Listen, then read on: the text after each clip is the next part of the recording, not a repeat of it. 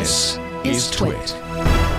The Hacker News summed this up by writing, "Attention readers, if you are using Google Chrome browser on your Windows, Mac, or Linux computers, you need to update your web browsing software immediately to the latest version Google released earlier today." And this was last week. So, even though that was last Tuesday, even my own always sort of sluggish Chrome had already updated. But this one, our listeners may just want to make sure that they're now running 86.0.4240.111. However, there's much more to last week's emergency update than what drove it. But we'll start with that. So last Tuesday's release closed 5 vulnerabilities. 4 were rated high severity. 1 was medium. And one of those 4 high severity vulnerabilities was what we were just talking about, was a 0-day that was seen exploited in the wild by being exploited by attackers who were using it to hijack targeted computers. So, that nasty one, it was numbered CVE 2020 15999. And what's significant is that it's a heap buffer overflow in free type, which is the widely used open source font rendering library, which is part of Chrome, but many other things. Various bounty payouts were or will be made for the other 4 vulnerabilities, but this biggie was discovered in-house by Google's Project Zero researcher Sergey Glazunov.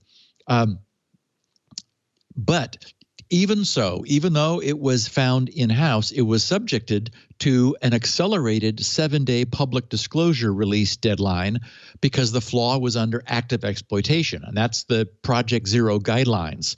You get 30 days for things that, like, you got to get these things fixed, but if it's being used, if it is a 0-day, you get a week. As it happens, this only took 1 day for Google to begin pushing the update, which they did on the 20th. They found that it was discovered on the 19th. They were pushing the fix 1 day later, which is interesting because it wasn't even really their problem. It was in the free type library, not in Chrome. Sergey immediately notified the free type developers, who also developed an emergency patch to address the issue, and had it available the next day on October 20th. And so that's free type 2.10.4. This is significant because free type is everywhere. Without revealing details of the vulnerability, Ben Hawks, who is Project Zero's technical lead, warned via Twitter that while the team has only spotted an exploit targeting Chrome users, it's absolutely possible that other projects that use any earlier versions of the free type library, and there will be roughly a gazillion, might also be vulnerable and are advised to deploy the fix included with free type version 2.10.4. He tweeted, "While we only saw an exploit for Chrome, other users of free type should adopt the fix discussed here." And then he provided a link in his tweet. I've got the link here in the show notes. And it is part of the stable release of free type, again, 2.10.4. So what we do know, thanks to what Sergey has shared, is that the vulnerability exists in free type's function load sbit png. So it's load _SBIT _PNG, which processes PNG images embedded into fonts.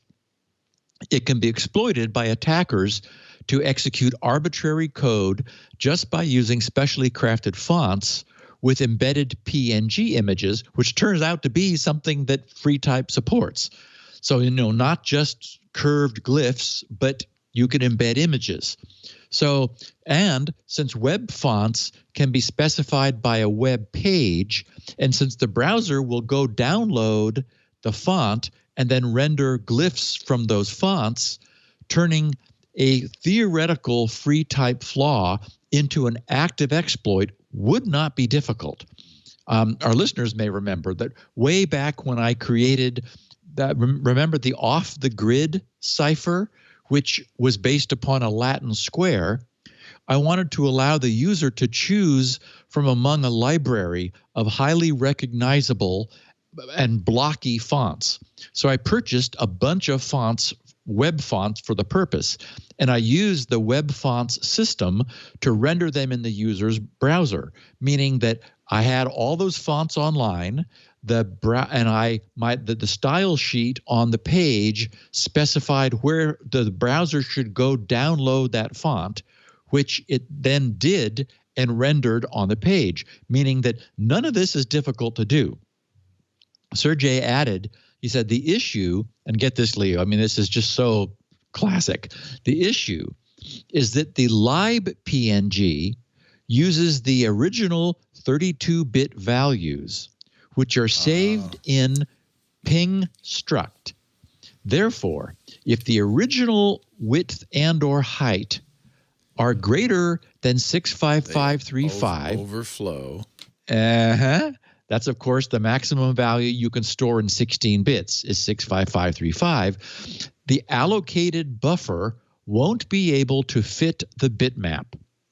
Sergey's also published a font file with a proof of concept exploit.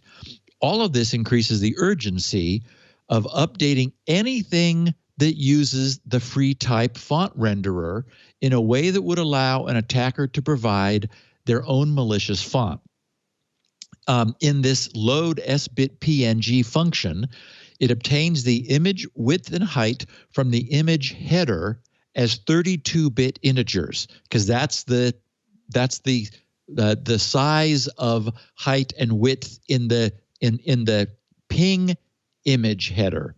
It then truncates, unfortunately, the obtained values to 16 bits in order to store them in the TrueType S-bit metrics structure, which only has room for 16 bits.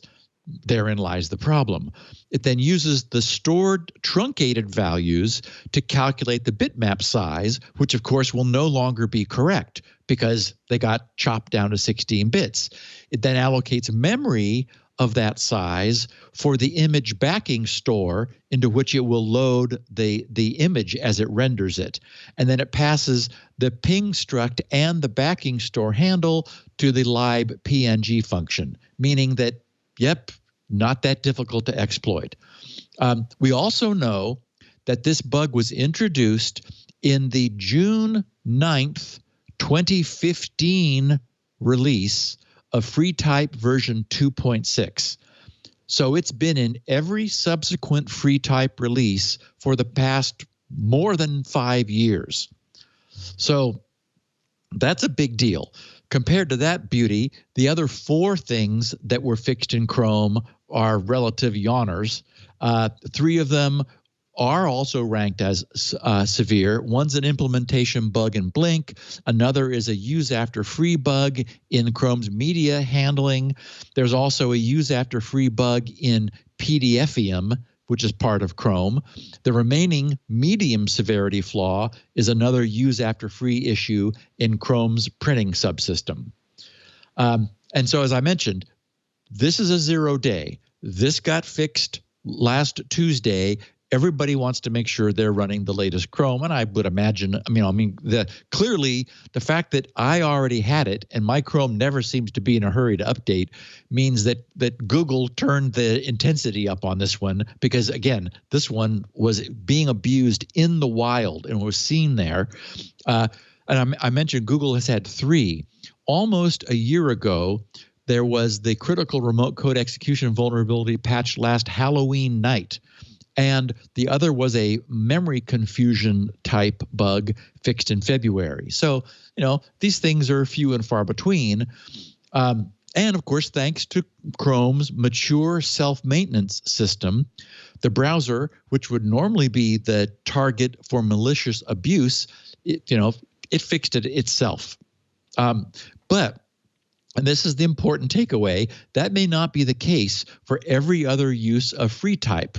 Anywhere an attacker can access a free type library built after June 2015 and not updated last week, who can arrange to render their own font glyphs under free type, is potentially exploitable with powerful consequence. Free type is the font renderer in Android, in iOS, and Mac OS. Java uses free type, as does the Sony PlayStation. Many open desktop operating systems and video games use it. I mean, it is the font renderer of choice, and it's been vulnerable to this for 5 years.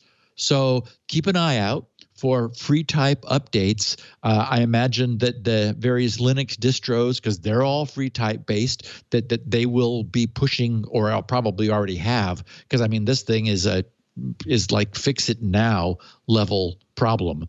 Again, if there's no way for a bad guy to get your system to render a custom font, you don't have a problem, because that's the bar that has to be passed. But many systems, like just any web browser, will do so. So it's an important thing to fix. And Chrome was sort of the canary in the coal mine. It's good that it was found, because that system was able to get itself fixed immediately, thanks to Chrome being in constant contact, with the internet.